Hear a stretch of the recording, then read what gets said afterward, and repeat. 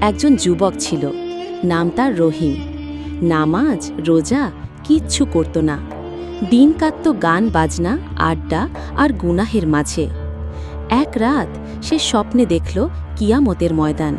চারপাশে আতঙ্ক, আগুন, হিসাব, আর সে চিৎকার করছে, আরেকটা সুযোগ দাও, আমি তওবা করব। কিন্তু কেউ শুনছে না।